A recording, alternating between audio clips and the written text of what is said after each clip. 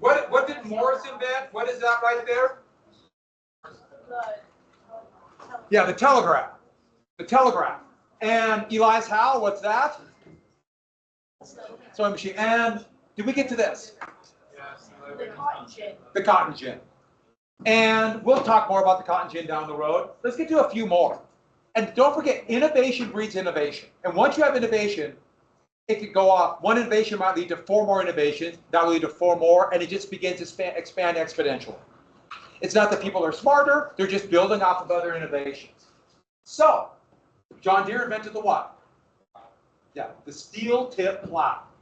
John Deere invented the steel tip plow. He perfected it. The steel would cut through the soil like a knife. And the big thing was that the dirt would be taken off. Here's the plow. The dirt would, this is actually a plow. You sit right there. It's pulled by horses. But it would scour the dirt off of it and therefore have a much cleaner cut. Be very important for the hard soil of the Midwest. Would revolutionize farming. And yes, the company would get so big when the internal combustion engine came about, they would go to tractors. And this might even be a bigger invention. Cyrus McCormick's, write down, the mechanical reaper. The reaper. So to cut wheat, for the Industrial Revolution, you had to have so many people, line of people with a scythe. And they would cut with the scythe and cut the wheat down.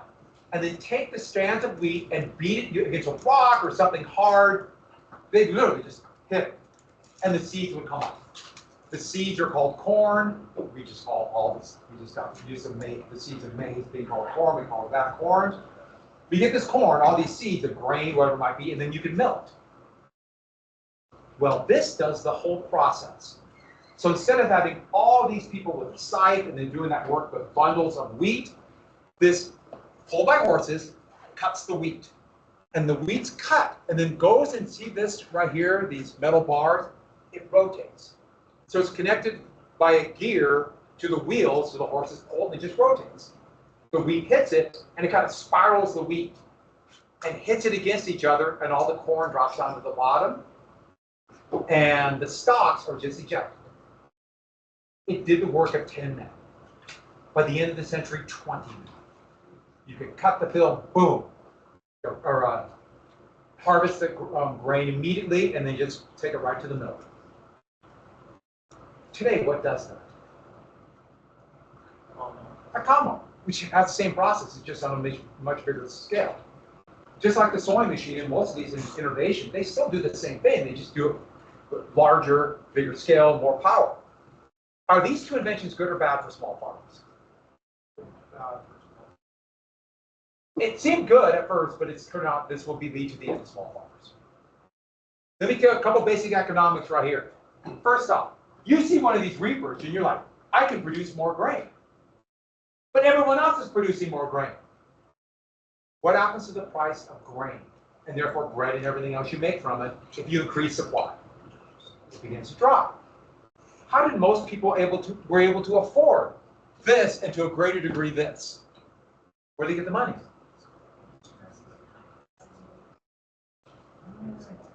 They're not slaves. Loans. They borrow it. And if the price drops, can they pay back their loans? You see a problem. So it might lead to more production, but now more debt. And all it takes is one bad year. One bad year, can't pay back the debts. And one more thing. What were the size of families on the farm before the Industrial Revolution? Big. Why? You want a bunch of kids, they can be your little workers. Be your little workers. You need as big of families anymore. What happened to all your extra kids that you don't need jobs anymore because they're being replaced by more efficient production? Why do you think all the girls got jobs in low mills? Because they kicked off the farms. Small farms are doomed. And it didn't have to be, but the decision was to allow this to happen. We see the destruction of small farms as we know it to be the 20s and the Great Depression. And then the final death knell to small farms be the 1980s. There's virtually no small farms. Sure, there are people who live on farms, but most people do not make their sole living on farming. Almost nobody does. Even people who live on farms. There's usually somebody working outside the farm. So, big change. But the railroads were the biggest fuel of innovation. The railroads needed everything. I mean, the reason the telegram was so important was because of railroads. But they needed more coal. So that led to a whole bunch of innovations in mining.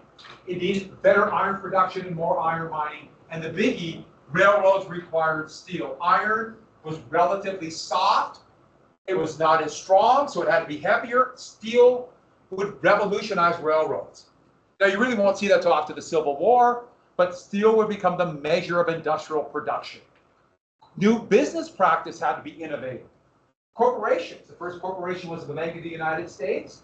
Well, corporations would allow for bigger businesses because it spreads the investment out. One person to invest in a railroad, that's a huge amount of risk on your head. Corporations spread out the risk. And lastly, to finance these new instruments or to help set up corporations. Here's a stock note for the old version of the Baltimore and Ohio Railroad. Had to be new financing, new banking structures would have to be established. Railroads would lead to innovation everywhere. In fact, colleges would get a big boom because of railroads and specialization. Engineering was not something you got a philosophy degree, but engineering would become a degree because you just can't have some yahoo make a tunnel. This is in Montana. This is a trestle in Oregon. That looks pretty darn rickety, doesn't it? And also dangerous. It's all wood. One spark and there goes the bridge. But it can't be any yahoo make this. So it's what we know of advanced degrees, especially any of the engineering, come out of railroads. And engineering, we've got to spread the natural sciences out to things like physics and chemistry because of railroads. That one just looks scary. You might also see why we need steel for bridges. So, why America? Why did this American system happen here? And we'll look after the most basic element. Why did Americans accept interchangeable parts made by machines? If they're going to be made by machines, somebody is losing a job, especially a skilled craftsman. So these are the reasons. First, demand. There's more demand in the United States for goods than any other country. The United States had the largest middling class in the world. We would call the middling class today the middle class. Now, to repeat, I've said this once before, middle class is not the median, the center of all wage earners.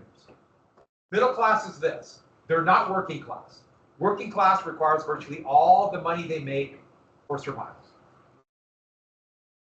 The upper class, they have enough money and wealth, they really don't need to work.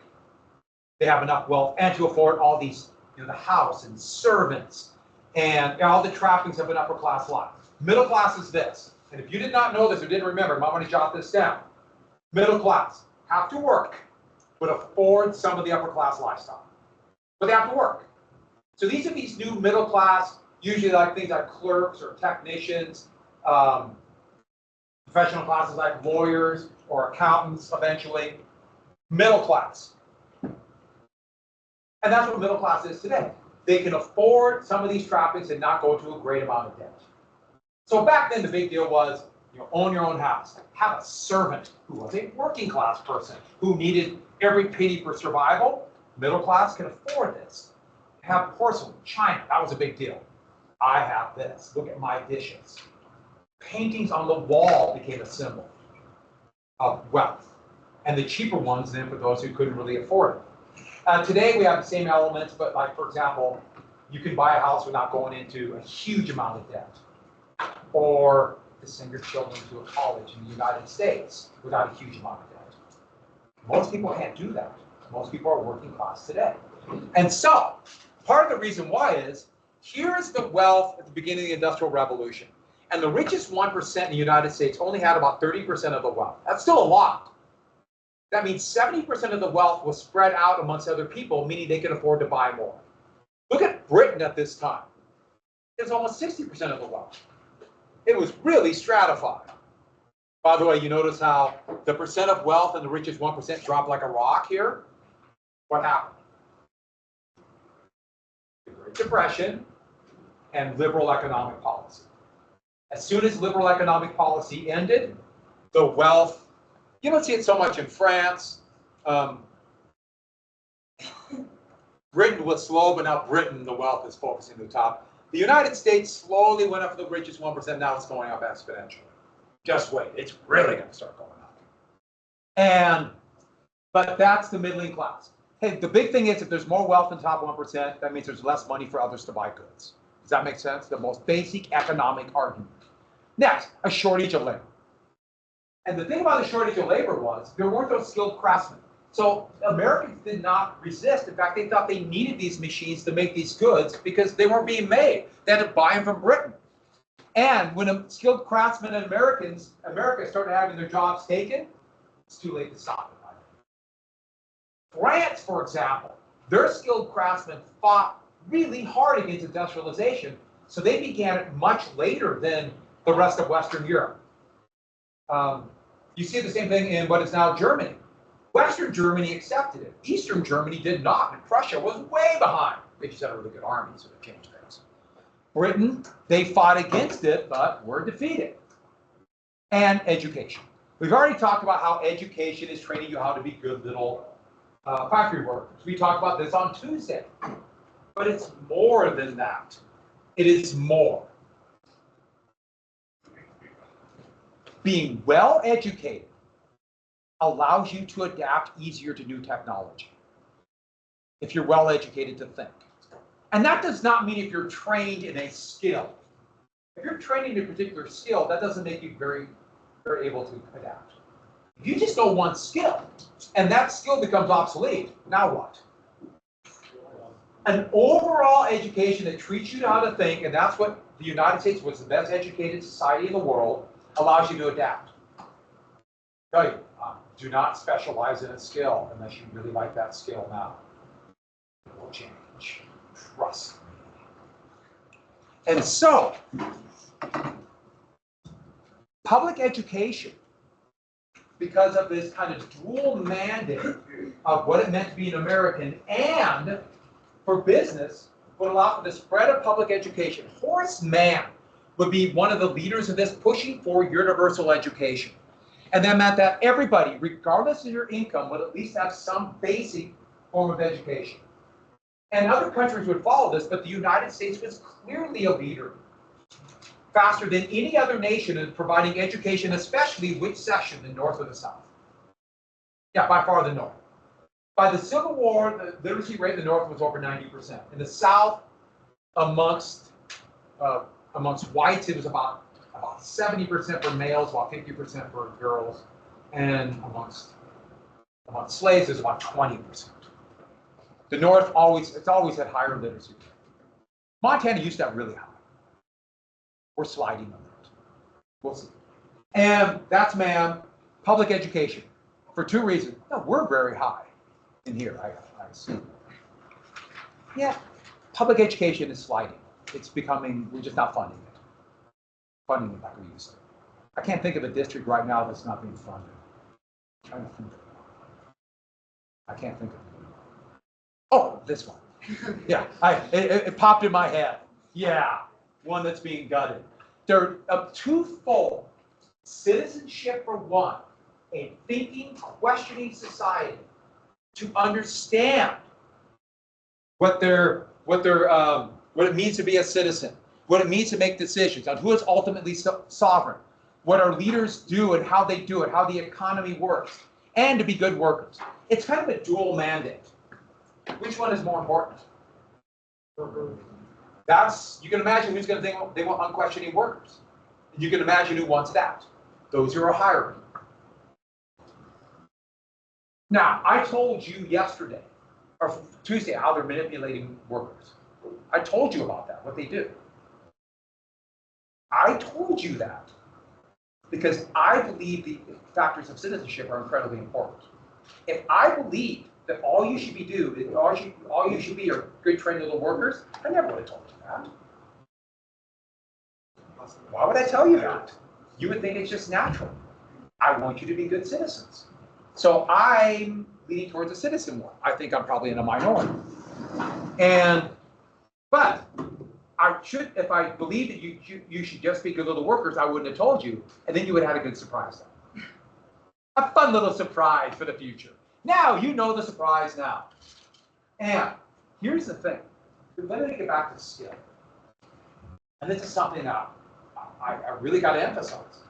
Be very careful if you're thinking about this. I just want to get a skill today because that will give me a good job because it pays well. That's not the way the wage system works. And I'm thinking about especially technical skills, the technology that were valuable when I was in high school back in the 1920s. Those skills are now what? Let's say this, 40 years ago. What about skills that people got? What are they? They're absolutely gone. Even 20 years ago. I remember pushing everybody to get into the field of computer science. Wages are tanking in computer science. It's not a very valuable skill to have. Now, if you like it, get it, because that's what you want to do. But if you just do that just because you think it's going to get you a lot of money, be very wary. Speaking of that, where were you? At the fairground, setting up the Special Olympics. Okay, I'll let that go. All right. But no, I'm serious about this. Don't get into a very technical skill, especially right now. And think about that because I'm going to make a lot of money. Because there's a very good chance you might be obsolete. And if you don't have a broad-based skill involved in thinking, you won't be able to adapt.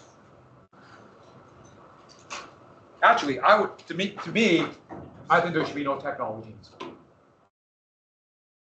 There should be no calculators in class. It's just ridiculous. You gotta learn how to think. If a machine can do it, then what good are you? We make. No, we don't. None of us make a machine. None of us are going to invent the machine. I'm sorry. Maybe one of you. Our values are there. I like Finland schools.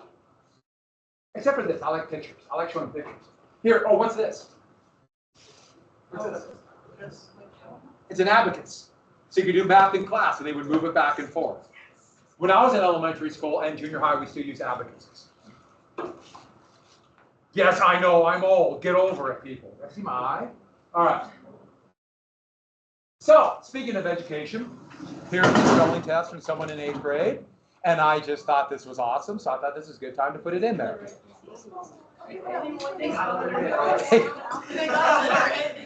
Now, I gotta be honest with you. This seems like it was made up. The only word that it seems like, but I still enjoyed it immensely. So the only word they got is illiterate. Did I show you this last year, didn't I? Yeah. I like that one. What? Oh, I got a little bit. We had a lot today before. You're kidding me. Well, it's good we're doing that. Paper can be recycled. Plastic. Are you all on? See you fast. Oh, by the way, you guys were so good at special topics. We brought the Jolly Ranchers. Yeah, he said you deserve them.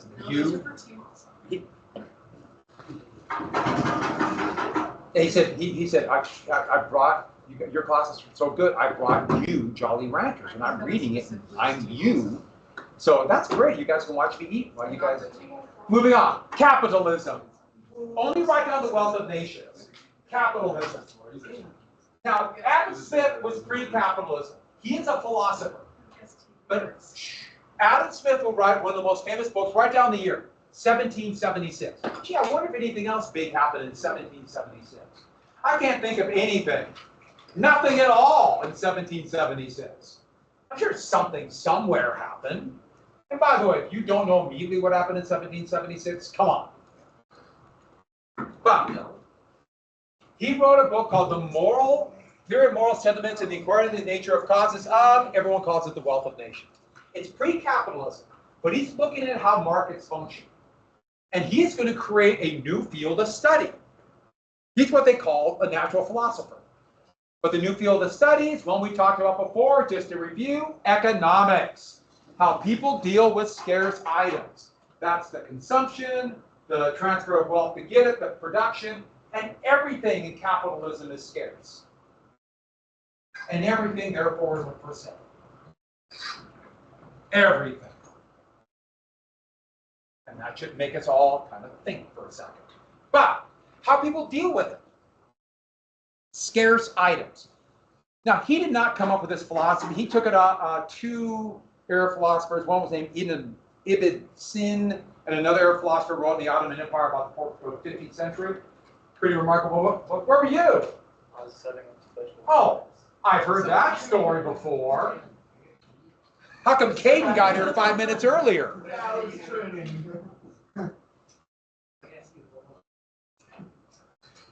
He's from Edinburgh.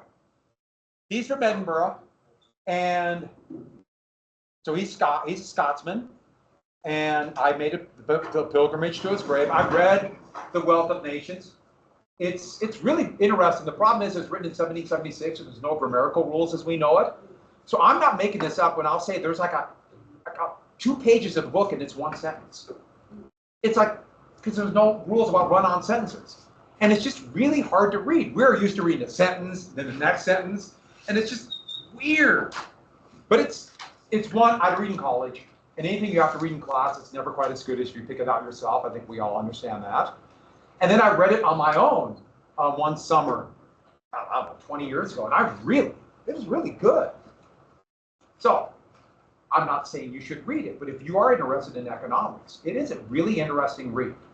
And if you take economics in college, you will have to read it. It won't be quite as good, but I like it. So, he wrote about this, but it's pre-capitalism. He's talking about a market. Capitalism is a market economy, but he's predicting it. So he's literally on the cusp of the Industrial Revolution. And it's no coincidence that he came about right when the United States became a country.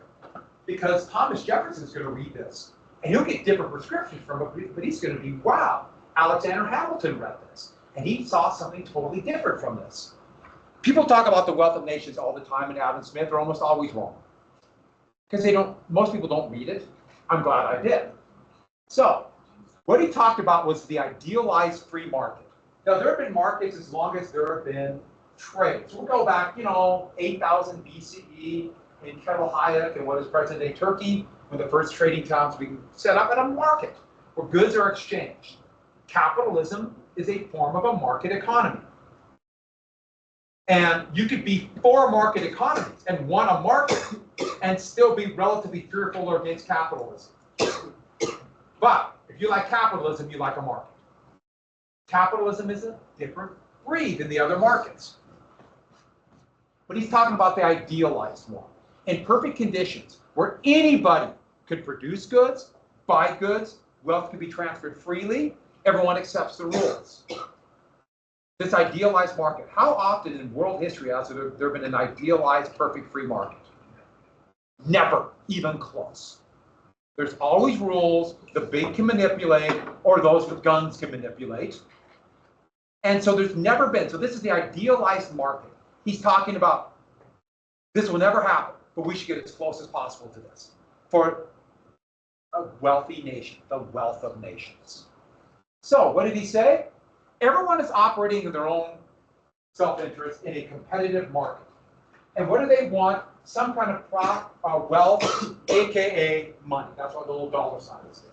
And the idea is everyone will always make the best decision for your self-interest. Everyone catch what I said. They will always make the best decision for their self-interest. They'll get 2 options and they'll always pick the one that's best for them. Is that the way the world works?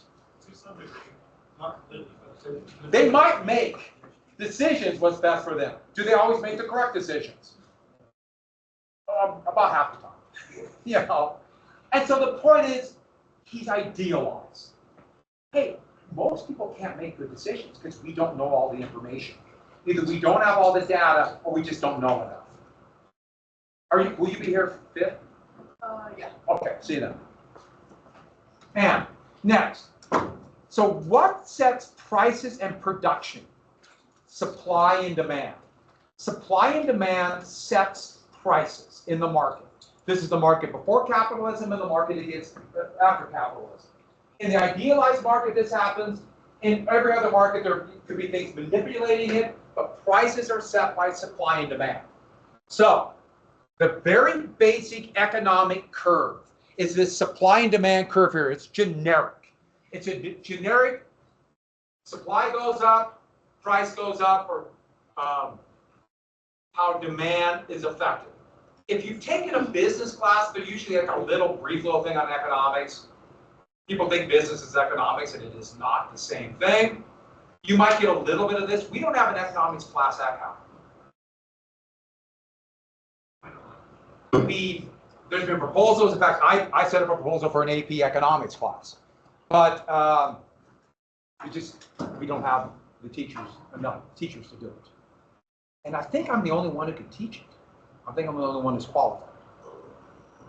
And I already teach these classes. I don't think I could do economics. So that's unfortunate. We don't have an economics class in never will. The way that budgets are, it's only good. The number of classes we offer is only going to go down. But back to this.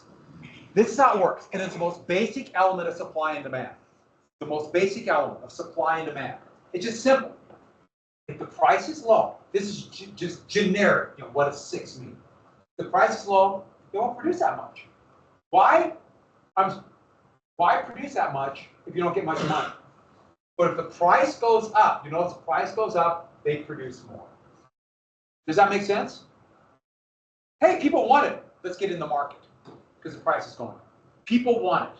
The most basic element of economics. It's not a perfect curve like this at all. It's actually kind of a loop, but let's get to this then. Demand. It's this. If the price is really high, it's not going to produce as much because people aren't going to buy that many. But when the price drops, they produce more because people can buy more. Supply and demand. That's very intuitive. Me saying that made perfect sense. I'm just showing the way the curve works. And so, for example, I walked over here and I had a sip of my coffee. Coffee at home. We want to drink it. It's supply and demand that sets the prices. If people want coffee, demand for coffee is the highest it's ever been in history. If people want it, what happens to the price of coffee? But what's happening to the supply of coffee right now? It's now dropping. And I think it's going to start dropping really fast because of climate change, which is not going to be. And so, what's going to happen to the price of coffee down the road? Oh, it's going to go up dramatically. Gee, could economics work if you were an investor? Right now, it's almost, I can't imagine the demand for coffee dropping. It's an addictive drug. Hey, I want the caffeine. Who drinks coffee in here? I didn't start until graduate school. And I got to stay awake. But think about how that economic about scarcity. What's going to happen to the price of coffee down the road? Or I'm sorry, what's going to happen down the road if coffee goes up? What's going to happen today? What do you think today? You know price of coffee is going to go up. So enjoying the business. Wouldn't this be a good time to invest in coffee? Now, what's the problem with investing in coffee right now? You need what? Money. You need enough money that you don't need that money right now. You have to have enough money now to speculate, because you know, economically, coffee will become more scarce. Everyone catch what I said? That's how economic data works if you want to take it to the business field. Now, what happens if coffee prices? Let's say demand for coffee drops and people find some other drug you can do. We're humans, it's probably going to happen. Yeah, then you make a bad investment, won't it? So economics is very imperfect, is my point. But he's the one who invented it. So back to the supply and demand. People want coffee, price goes up. They produce more coffee, price goes down. Happens every time. We just saw with gas prices. Production went down in the spring for various reasons. Gas prices went up. production all of a sudden went up dramatically and gas prices are dropping right now. Gas prices are really low right now in relationship to what they were. Gas prices are lower now than they were in 2000 when you take inflation into account. Gas prices are lower now than when I graduated from high school. So it's interesting how that happens. Got to take inflation into account. So what Adam Smith said was this: what will set the prices, if it's not artificially done, like a monopoly, remember the British, remember the East India Company.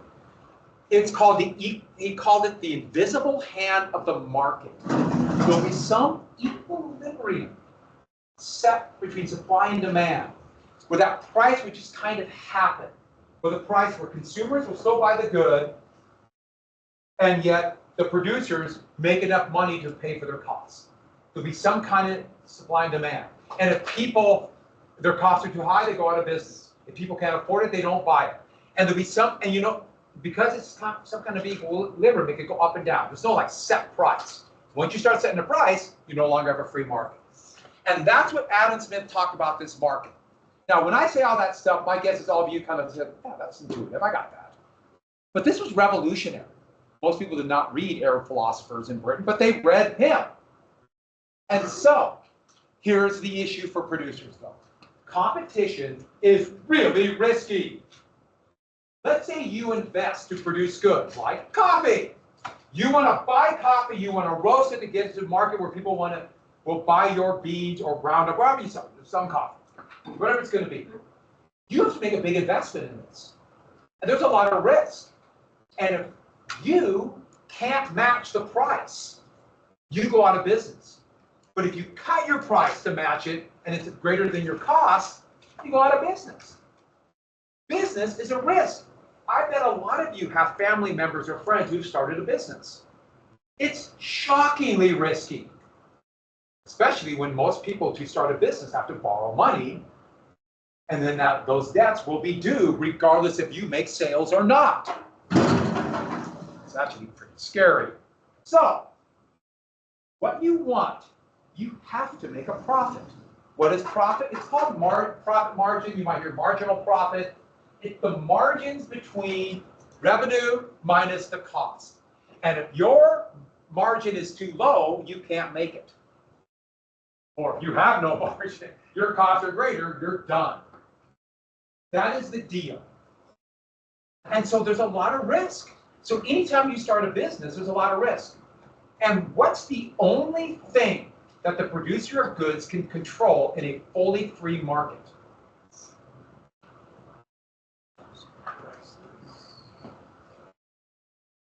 What can a business control?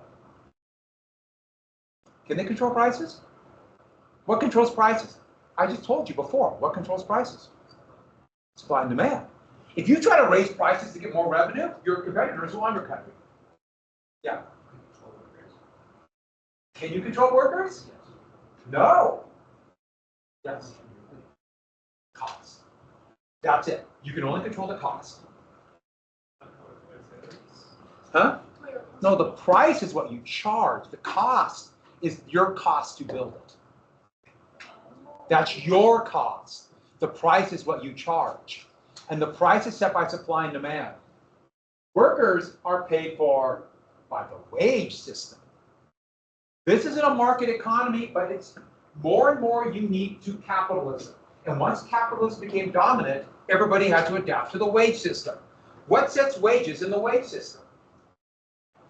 I've already told you. I've already told you. Remember what I told you about skilled positions and whether or not you'll get paid more? Wages are set by supply and demand. A skill only pays more if it's in demand. What sets wages? Supply and demand. How about hard work? Will that do anything for your wages? No. No. No effect. How about skill? Only if it's in demand. Who's had a job where they have had a W-2? I mean, so they've actually done a W-2, worked in a place where you got a minimum wage, you've had to pay taxes, you've had taxes pulled out. If you've worked for somebody, you've had that job. And what do you pay? Did you work with other people? Was there somebody who worked with you that didn't do anything? They didn't do a damn thing. They were the laziest person, and yet they got paid the same amount of you, or you were that lazy person who did nothing and got paid the same. That's the way wages work today. Which is pretty demoralizing, isn't it? Oh, if you work hard, does it increase your pay? Sometimes. Only if there's a shortage of hard workers. Who gets the value of your hard work? Your employer. That's capitalism. And that's good and bad. I like this. Oh, Domino edition read. Sorry, man.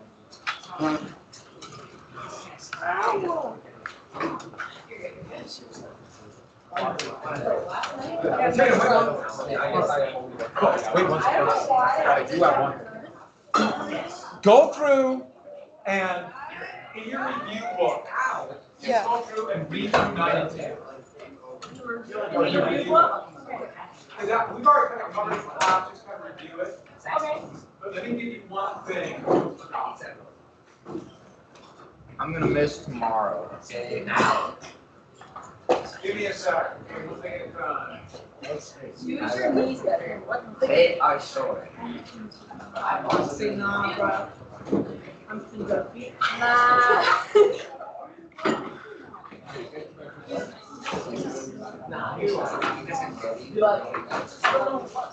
I'm not out.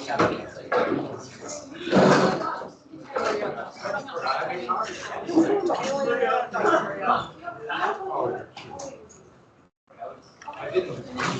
You're totally in the video, Thomas. Thomas, you're totally in the video. What? Sorry, you serious? Oh. All right. That is so funny. What can I say? You're welcome. I'll tell you what. I don't know. There's going to be a thing called the LBQ. No. And the LBQ, it's the, I don't know what I don't want to know, but I don't want to know. sorry, the LBQ. It's the college course. And but it's going to be hard. It's going to be on team. And what's going to happen as soon as you guys walk out, you know that's good. So please look. Did we ever decide what day test was? It's going to be probably, the essay test probably next week. And the multiple choice on Tuesday? Probably on like Friday. And it's going to be, but it's going to be like 20 questions. Okay. Just multiple choice, should take you no more than about 15 minutes. Okay, perfect. Thank you, Mr. Clark. Have a good time, good luck.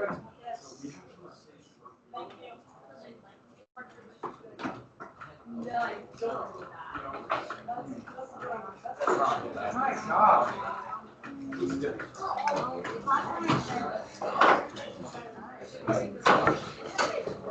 No, no problem, you don't want to take it.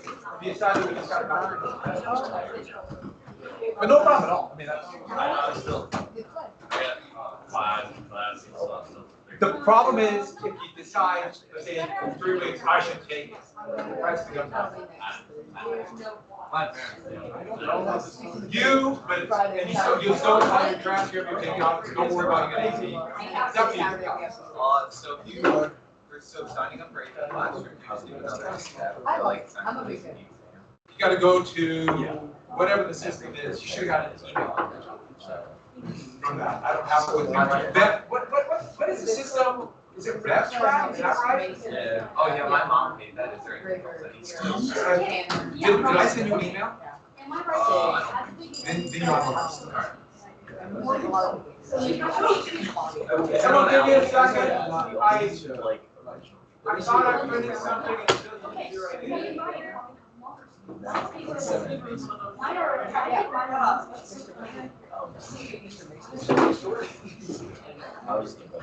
Yeah, mine are like. I have never.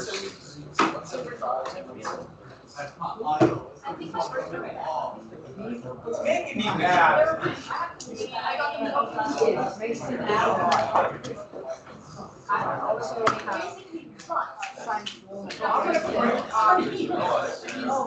And then it's going to appear. I know.